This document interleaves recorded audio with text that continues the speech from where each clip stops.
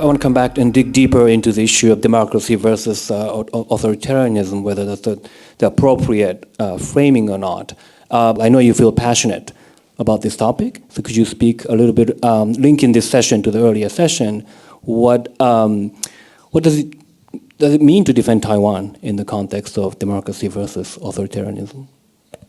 When I left at the end of, I guess, 2021, as the co-editor of the Journal of Democracy after 32 years, I wrote an essay kind of reflecting on the long arc of democratic change during that period and the challenges ahead.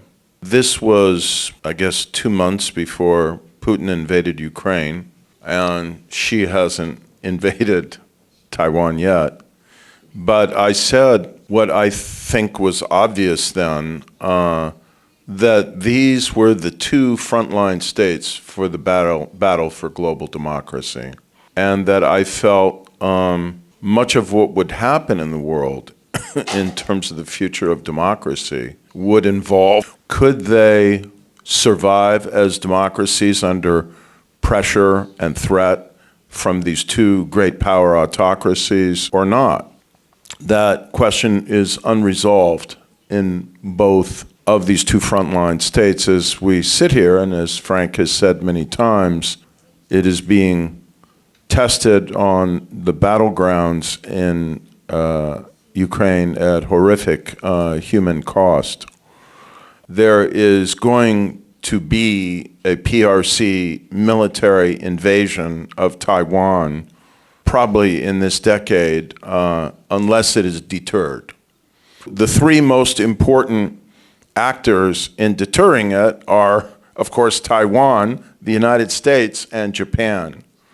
I think that successful deterrence must involve coordination among all three on strictly military terms, on not only increased defense capacity, but making sure that we buy the right kinds of weapons to counter Chinese amphibious invasion and to be prepared to impose such heavy costs on a Chinese invading force that Xi will say it's just not worth the risk.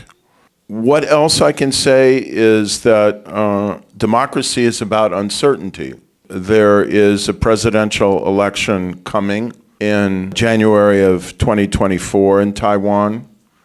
There is a battle going on for the soul of the KMT between an extreme and even anti-American, very accommodationist, deep blue camp within the KMT. China is going to intervene however it thinks it can in the Taiwan presidential election by trying to ensure that the DPP loses, trying to manipulate the information environment. I mean, Taiwan spends an enormous amount of money just trying to track United Front agents in Taiwan, Chinese Communist Party influence agents, and trying to counter Chinese Communist Party disinformation.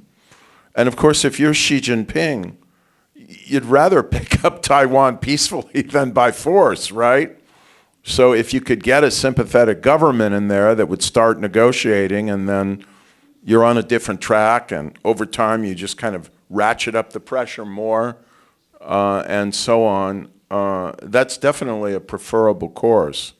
So there's a lot of uncertainty here, and I think it's going to be very important that the people of Taiwan see that they're not alone, that the democracies of the world, and now I would say not just the United States and Japan, but Australia and Europe are with them. It will increase the will to fight.